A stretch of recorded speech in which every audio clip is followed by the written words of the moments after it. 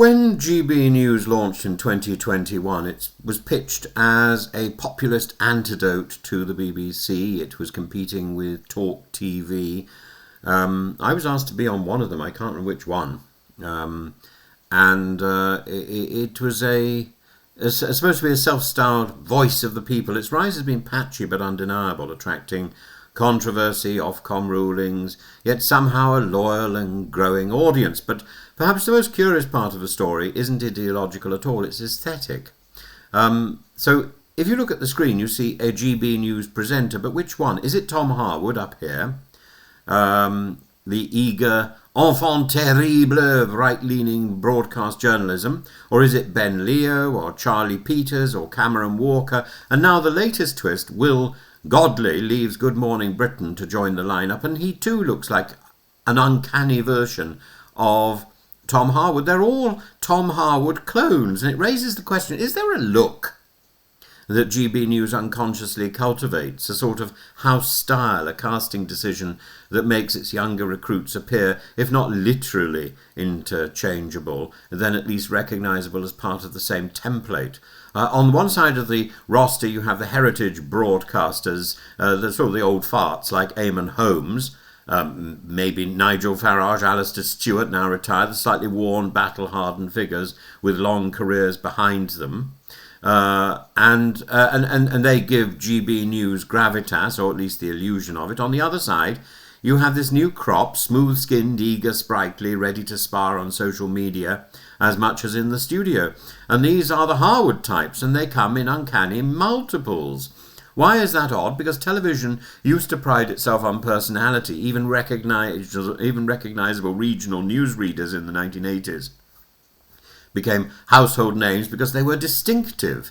GB News, by contrast, looks as if it has been staffed by a focus group, all identikit suits, sharp haircuts, slightly breathless enthusiasm. It's not that Harwood, Peters, Leo, Walker, and now Godley are all the same. They're not, but on screen the impression is of a conveyor belt producing a slightly interchangeable product.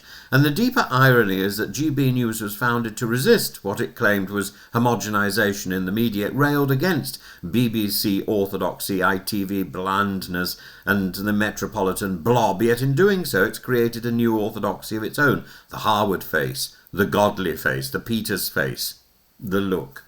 Some of this is practical. A channel that burns through hours of airtime every day needs an army of youthful presenters willing to work long shifts at lower pay. Some of it is branding.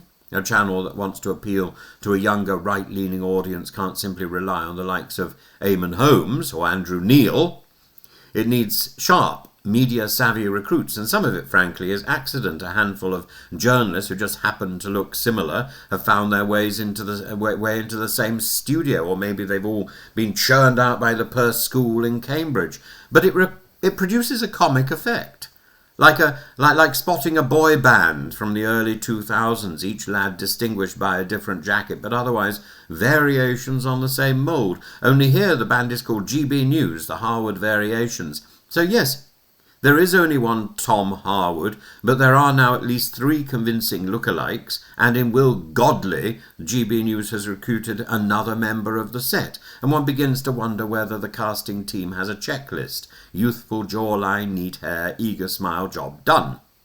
It's like looking for Putin lookalikes, doppelgangers, and this is something wider, I think, about GB News. For all its claims of rebellion, it has already conformed to the norms of broadcast television, to branding, polish and typecasting, and the channel that set out to be disruptive is already producing its own cliché, and in this case it's Tom Harwood.